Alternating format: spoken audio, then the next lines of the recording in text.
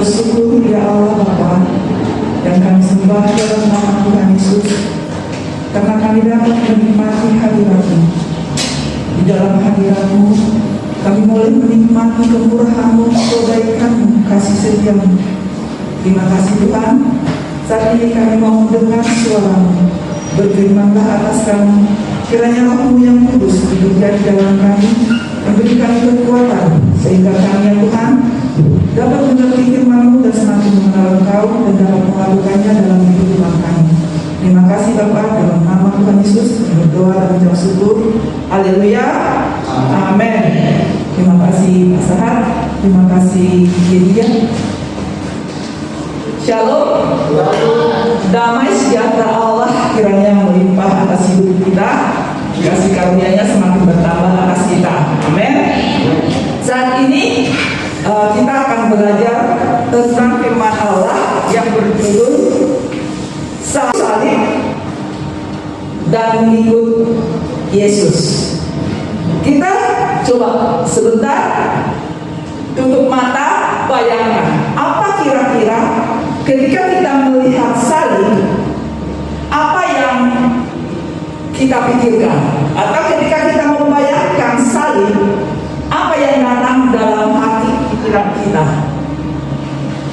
Coba bayangkan salib sebentar, dan apa yang timbul dalam hati kita ketika kita membayangkan salib tersebut. Ada yang mau kasih tahu nggak? Ketika kita membayangkan sebuah salib, kira-kira apa yang timbul dalam hati kita?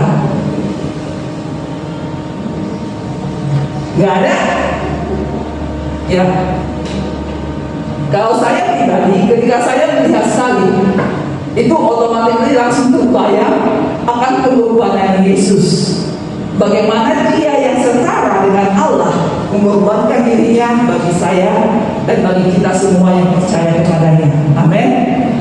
Dan saat ini Tuhan berfirman melalui Lukas 15 ayat 27. Demikian firman-Nya, barang siapa tidak memikul salibnya dan mengikut Aku, ia tidak dapat menjadi muridku. Saya ulang sekali lagi ya. Barang siapa tidak memikul salibnya dan mengikut Aku, ia tidak dapat menjadi muridku. Salib itu adalah tanda pertemuan kasih Allah Bapa dengan keadilannya. Dikatakan pertemuan kasih Allah Bapa dengan keadilannya karena kasihnya kepada kita semua, karena kasihnya kepada dunia ini yang menganugerahkan, yang mengorbankan anaknya yang tunggal, supaya setiap orang yang percaya kepadanya tidak binasa, melainkan beroleh hidup yang kekal. Dan tanda keadilannya adalah setiap dosa harus mendapat hukuman, dan hukuman daripada dosa adalah maut. Semua kita ya, semua. Hukuman daripada dosa adalah maut. Semua kita sudah jatuh dalam dosa, dan kita semua layak menerima maut. Nah, bagaimana salib mengajar? Apa yang diajarkan oleh salib kepada kita? Acap kali sering dalam hidup kita, kalau bisa kita memilih salib kita sendiri. Misalnya salib yang kecil, salib yang tidak membuat kita sampai putus asa gitu ya. Ya pokoknya enak aja gitu berjalan. Tetapi kadang salib yang kecil tidak bisa menjadi satu jebakan. Setiap kita sudah ditentukan oleh Tuhan untuk menjalani salib masing-masing. Dan kita sebagai orang percaya harus, Tuhan bilang, barang siapa tidak memikul salibnya, artinya kita harus memikul salib kita masing-masing. Kita sering melihat juga ketika orang mengalami berbagai persoalan, yang dilakukannya adalah apa? Melarikan diri. Ada banyak macam-macam orang cara melarikan diri. Ya, mungkin ada yang hilang dari peredaran, mungkin ada yang jadi bebas atau apapun itu ya. Ada banyak cara orang untuk melarikan diri. Dan saya perlu menceritakan latar belakang salib ini. Salib melambangkan penderitaan dan penghinaan. Nah, siapa ya yang mau memikul salib? Karena itu lambang penderitaan dan penghinaan. Dulu salib ini adalah hukuman bagi orang-orang penjahat dan selalu diberikan kepada buruh-buruh atau orang rendah. Tujuannya untuk apa? Adalah untuk salah satu yang menghina orang yang dianggap melakukan kejahatan. Dan sebelum ke salib, dia harus dihakimi lebih dahulu.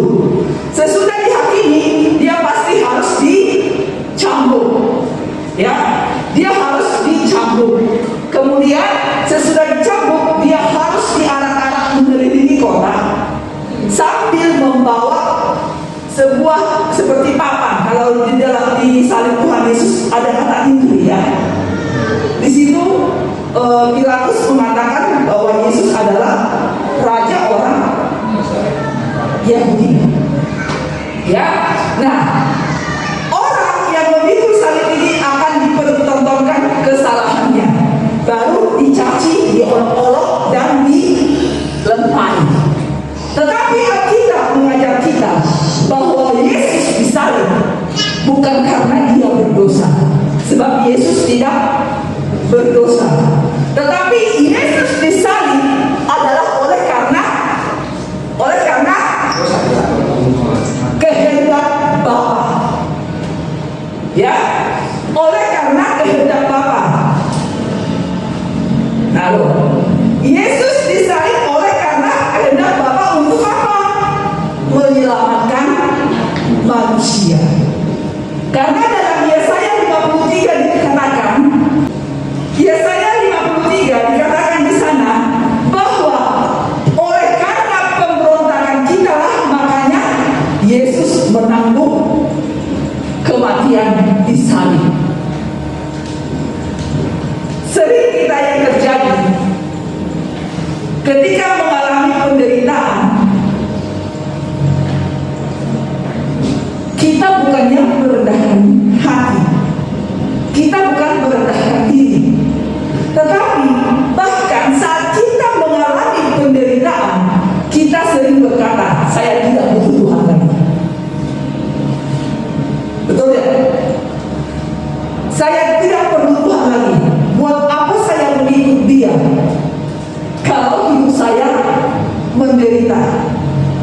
Padahal pertanyaannya, apakah engkau menderita karena kehendak Bapa atau karena kesalahanmu?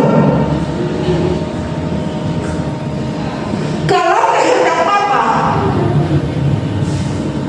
kalau kita menderita karena kehendak Bapa, disitulah kita perlu terus menanggungnya dengan tekun. Tetapi kalau kita menderita oleh karena kesalahan kita, tentu kita perlu memperbaiki diri. Disitulah kita perlu koreksi. Bukan ujuk-ujuk menyalahkan Tuhan. Tuhan itu baik banget loh. Ya, bukankah manusia sering ujuk-ujuk menyalahkan Dia oleh karena keadaan buruk yang dialaminya? Coba seandainya sedikit kita disalah-salahin oleh karena suatu hal yang buruk terjadi, mungkin dalam keluarga kita, mungkin dalam kehidupan rumah tangga kita, rasanya seperti apa itu? Rasanya seperti apa ketika kita ujuk-ujuk disalahkan oleh karena persoalan yang terjadi? Enak gak? Tetapi firman Tuhan berkata bahwa Yesus dengan tekun sampai mati, Ia rela disalib. Untuk apa tadi? Memenuhi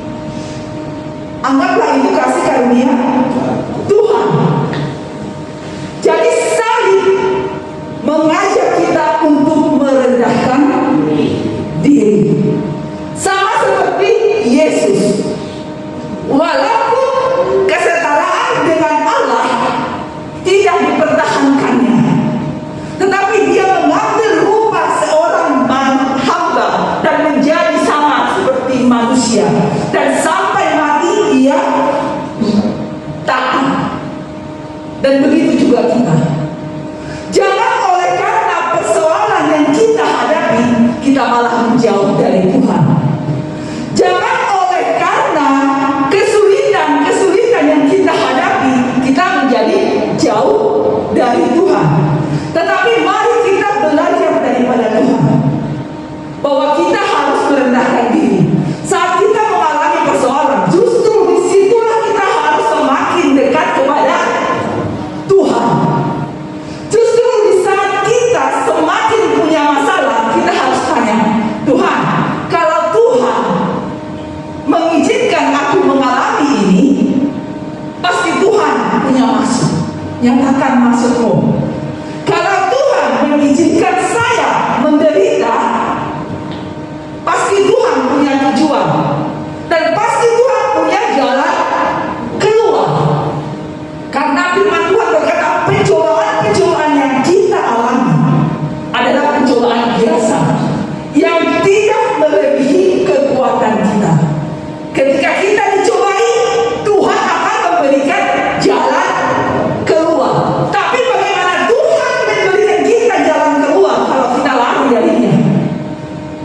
Justru yang ada, kita akan semakin ditimpa banyak persoalan.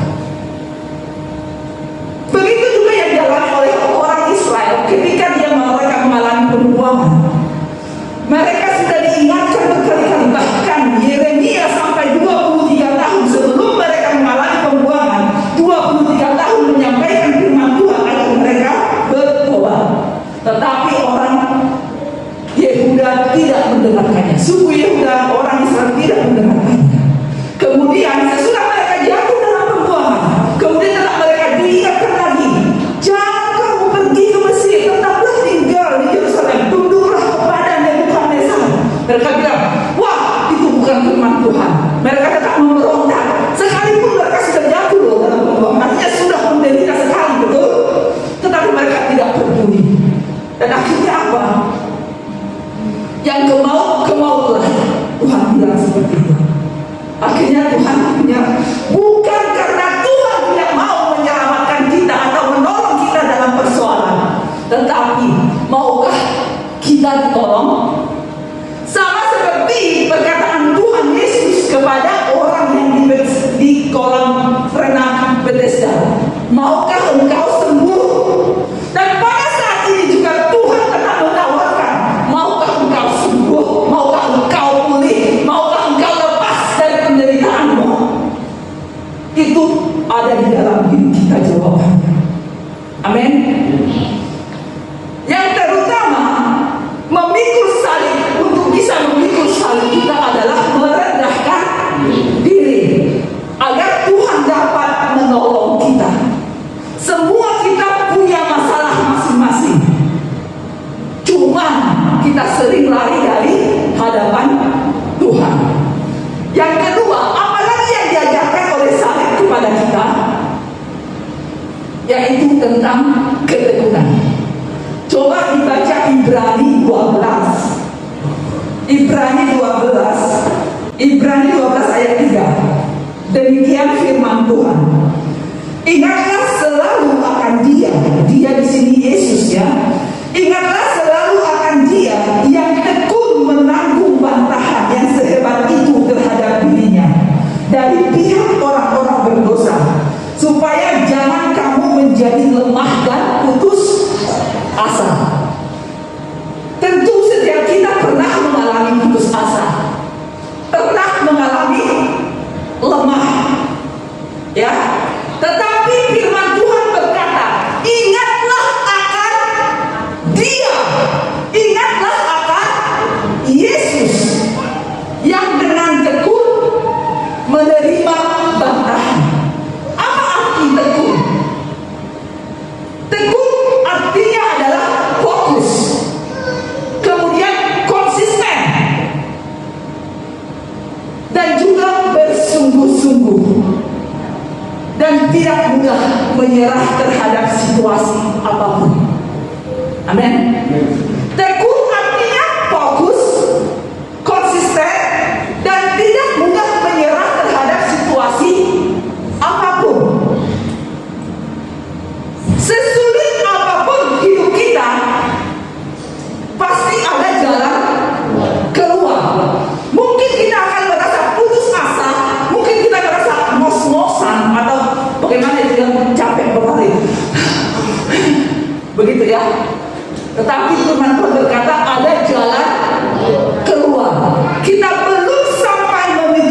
darah waktu kita menghadapi persoalan. Tapi apa yang dikehendaki oleh Tuhan ketika kita menghadapi persoalan adalah ketekunan. Bagaimana cara mendapatkan ketekunan ini? Ada dua hal yang saya catat dalam mendapatkan ketekunan. Yang pertama adalah meminta ketekunan itu sendiri kepada Tuhan. Dalam Roma 15 ayat 5 dikatakan, Allah lah sumber ketekunan. Jadi kita perlu minta ketekunan kepada Tuhan sehingga kita tidak lari ketika menghadapi persoalan, tetapi kita dapat bertahan teguh, berdiri teguh oleh karena Tuhan memberi kita ketekunan.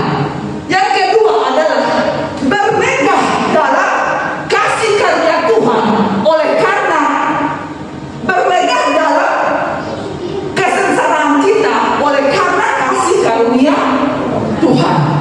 Amin. Oleh karena itu yang kita minta adalah kasih karunia.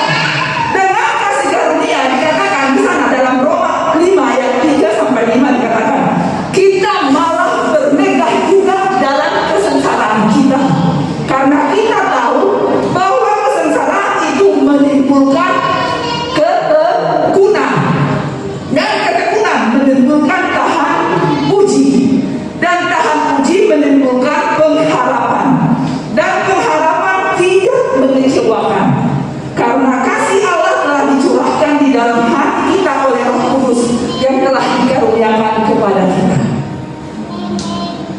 Oleh karena itu sumber ketekunan adalah meminta kepada Allah sebagai sumber ketekunan. Ya, sumber ketekunan dalam diri kita berarti Allah itu sendiri yang memberikan kita ketekunan. Kemudian kedua, kasih karunia Allah yang membuat kita dapat bermegah dalam kesengsaraan kita, sehingga dari kesengsaraan kita menimbulkan ketekunan, dan ketekunan itu akan membuat kita tahan uji. Ketekunan berbeda dengan kesabaran. Ketekunan ini berhubungan dengan situasi. Kesabaran berhubungan dengan orang-orang maupun waktu, kapan Tuhan akan menolong kita. Ya.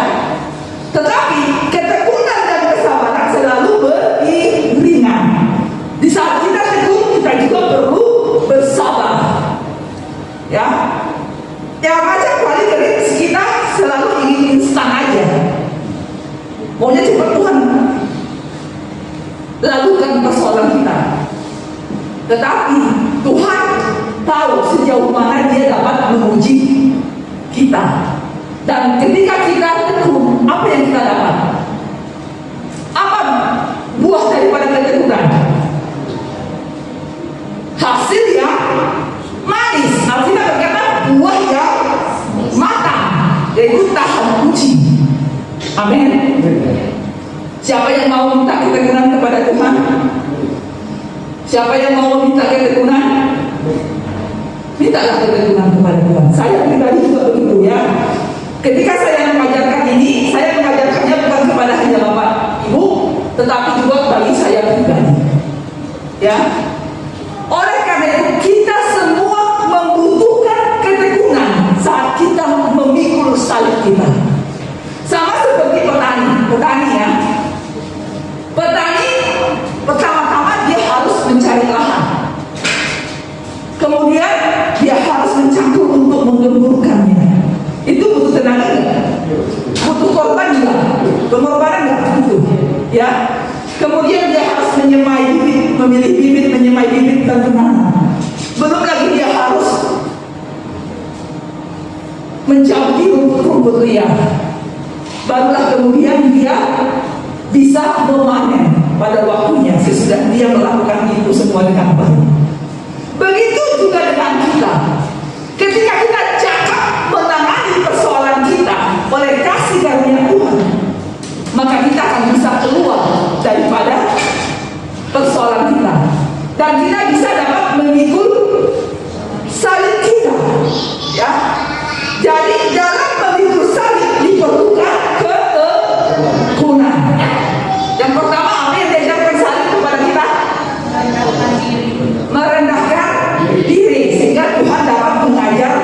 kita melalui persoalan kita. Yang kedua, ketekunan. Dan yang ketiga yang Tuhan ajarkan lewat salib adalah perdamaian dan kesatuan dengan Kristus. Ketika Tuhan Yesus disalib, dosa telah dikalahkan, ya, dosa telah dihukum. Upah dosa adalah maut, dan kita dipersatukan dan diperdamaikan dengan Allah. Amin. Kita diperdamaikan dengan Allah. Ada sebuah cerita, ini kisah nyata. Ini terjadi di Amerika, di mana seorang gadis bernama Ashley Dawn Loggins. Ini bisa dilihat, karena ini juga terkenal. Ashley Dawn ini anak yang dibuang oleh orang tuanya. Orang tuanya narkoba. Akhirnya dia dibuang orang tuanya dengan anaknya. Dan mereka hidup di jalanan terlunta-lunta. Tetapi setiap hari Ashley ini selalu tetap pergi ke sekolah. Dan bajunya hingga sangat buruk rupa bajunya ini. Dan kadang mungkin dia tidak mandi. Oleh karena keadaannya itu, di sekolah pun dia dibully, dia dikatai, dia dicaci maki, tetapi itu tidak menghambatnya. Dan keadaan itu membuat dia belajar sungguh-sungguh, alias memiliki ketekunan dalam belajar, dan mendapat nilai selalu 100 di sekolah. Hingga suatu hari gurunya memperhatikan dia, dan gurunya memanggil dia, Ashley, mau gak kamu bekerja sambil sekolah? Dia masih SMA waktu itu. Kamu bersih-bersih, jadi tukang bersih-bersih sekolah. Sesudah kamu pulang, kamu tukang bersih sekolah, terus kamu belajar tenang. Ashley sangat bergembira. Dan mulai hari itu kehidupannya mulai naik. Dia tidak lagi terlunta-lunta mencari makanan di tong sampah, tetapi dia bekerja dengan giat, dan kemudian dia tetap belajar dengan giat, belajar dengan tekun. Hingga sesudah dia lulus dari SMA, dia mencoba untuk melamar di universitas terbaik. Dan oleh karena kegigihannya dan ketekunannya, dia dapat masuk di Universitas Harvard. Universitas Harvard adalah salah satu universitas yang terbaik di dunia. Dan dia berkata bahwa kita mengalami penderitaan bukan alasan untuk menjadi jauh dari Tuhan, tetapi justru penderitaan saya membuat saya menjadi tekun. Dan itu membuat saya bertekad untuk menolong orang-orang anak muda yang sama seperti saya. Bahwa membuat kita terpuruk itu adalah keputusan, tetapi membuat kita berhasil itu juga keputusan. Saya memilih tekun belajar dan bekerja, dan saya berhasil oleh karena Tuhan. Dan saya akan menolong orang-orang yang sama seperti saya. Amin. Begitu juga Tuhan.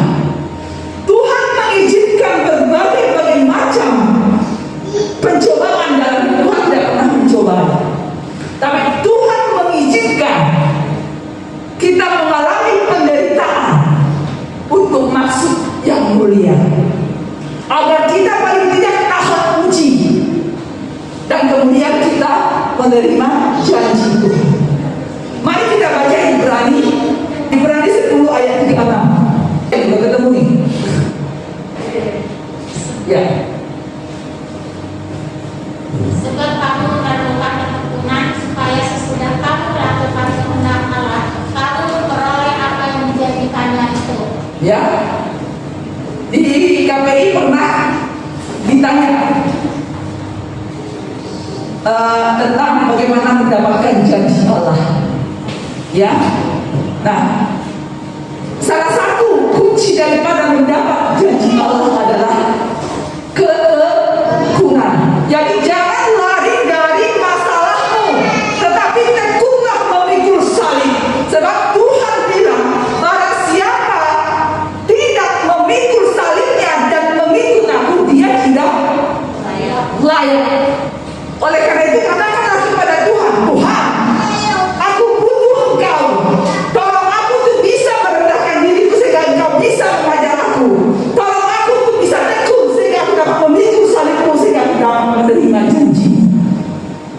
Amin. Amin. Dan terima kasih buat perdamaian yang Kau berikan kepada. Pada akhirnya setiap persoalan kita akan usai. Akan ada titik daripada persoalan kita selesai. Dan juga akan ada titik dari kegembiraan kita. Semua ada akhirnya. Itu akan berputar sedemikian rupa. Tetapi yang Tuhan kehendaki adalah kita tetap berpaut kepadanya. Itu sebabnya Tuhan Yesus tidak mati selama-lamanya, tetapi Tuhan Yesus bangkit dan mengalahkan maut. Paskah juga berarti bahwa kita bebas dari kepahitan. Terbayang gak sih Tuhan Yesus dicaci maki, dipukuli, diludahi, disalib? Kalau dia kepahitan, apa jadinya? Tetapi ketika dia disalib, Tuhan Yesus berkata, Bapa, ampunilah mereka, sebab mereka tidak tahu apa yang mereka perbuat. Karena acap kali ketika kita menderita, justru di dalam waktu kita menderita, kita sering menerima cacian. Betul tidak? Kita sering direndahkan, kita sering dianggap sepele. Itu sebabnya dikatakan, ada orang yang mengatakan, ketika engkau tidak bisa membantu temanmu, jangan memperberat keadaannya. Tetapi justru sering yang kita alami ketika kita sudah jatuh, tertimpa, tangga pula. Dan itu malah sering kita alami dari orang-orang di sekitar kita. Tetapi pada mulai saat ini, mari kita fokus kepada siapa ketika kita memikul salib. Kepada Yesus. Mari kita memandang kepada Yesus yang dengan taat memikul salibnya. Amin. Amin. Akhir kata kita akan membaca dari 1 Petrus 2 ayat 21 sampai 22. Kita baca 1 Petrus 2 ayat 21 sampai 22. Sudah ketemu? Kalau tidak, baca dari sini, kita baca bersama-sama. 1. Atau sudah ketemu Bapak Ibu? Amin. Kita baca 1 Petrus 2 ayat 21 sampai 22. 1, 2, 3. Ya. Sebab untuk itulah kamu dipanggil, karena Kristus pun telah menderita untuk kamu dan telah meninggalkan teladan bagimu, supaya kamu mengikuti jejaknya. Ia tidak berbuat dosa dan tipu tidak ada dalam mulutnya. Ketika ia dicaci maki, ia tidak membalas dengan mencaci maki. Ketika ia menderita, ia tidak mengancam, tetapi ia menyerahkannya kepada Dia yang menghakimi dengan adil. Ia sendiri telah memikul dosa kita di dalam tubuhnya di kayu salib, supaya kita yang telah mati terhadap dosa hidup untuk kebenaran. Oleh bilur-bilurnya kamu telah sembuh. Sebab dahulu kamu sesat seperti domba, tetapi sekarang kamu telah kembali kepada gembala dan pemelihara jiwa. Dan Paskah juga mengajak kita agar kita kembali kepada Sang pemelihara jiwa kita. Jika kita selama ini menjauh darinya, mari kita sekarang mulai belajar mendekat. Semua itu perlu latihan, merendahkan diri perlu latihan, keteguhan memerlukan latihan. Sehingga dengan demikian kita semakin menyatu dengan Kristus. Jika pada saat ini jiwa kita terluka oleh karena penderitaan, mari kita datang menyerahkan diri kepada Tuhan. Ingatlah, setiap kita punya salib masing-masing. Dan Tuhan ingatkan, setiap orang yang tidak memikul salibnya dan mengikut aku, dia tidak akan di hadapanku. Apakah kita orang-orang yang layak? Salah satu ciri-ciri ketika kita berkata kita layak, kita tekun memikul salib kita dan kita belajar merendahkan diri. Ada kalanya kita terjatuh, ada kalanya kita berbuat salah ketika kita belajar. Tetapi Tuhan berkata, terus datang kepadaku, bergantung kepadanya, dan saya pun termasuk di dalamnya. Amin. Kita tundukkan.